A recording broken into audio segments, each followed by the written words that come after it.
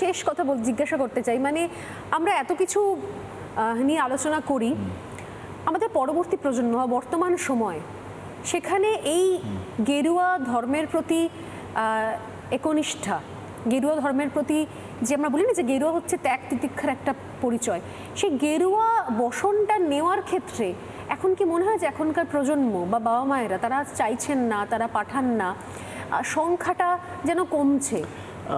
ব্যাপার হচ্ছে সেটা কেন এখনকার দিনে মানে আমরা তো হিন্দু বাঙালি তো কখনো পিছিয়ে থাকিনি, এখন কখনো ছোট ছোট পরিবার, নিউক্লিয়ার ফ্যামিলি, হ্যাঁ হ্যাঁ, হাম দো হামারা দো এক, এইরকম।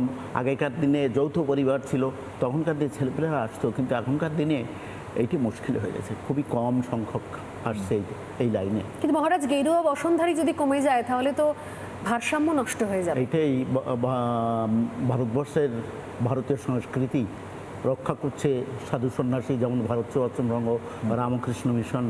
আমরা একটু বেশি বেশি হিন্দুত্ববাদী, কিন্তু এটা প্রয়োজনীয়তা আছে, তাই বলে আমরা অন্য সম্প্রদায়ের উপর কখনো বৃদ্ধাচারণ করি তা নয়। এটাই আমাদের সৌন্দর্য, মানে এটাই বিউটি অফ দিস রিলিজিয়ন, যেটা মানে আমার এখনো গায়ে কাটা দেয় যখন স্বামী বিবেকানন্দ বলেছিলেন, আমি সেই দেশ থেকে আসছি যে দেশ প্রাচীনতম সাধু সন্তদের দেশ, দ্য এনশিয়েন্ট মংস।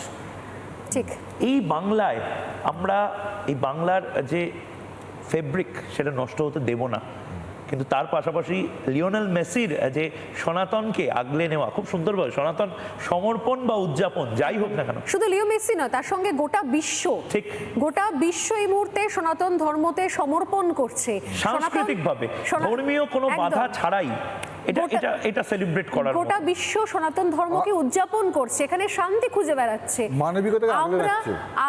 আমরা কেন এটাকে উদযাপন করতে পিছিয়ে থাকবো? আমরা উদযাপন করছি, আরো বেশি করে উদযাপন করব, 100 বার করব।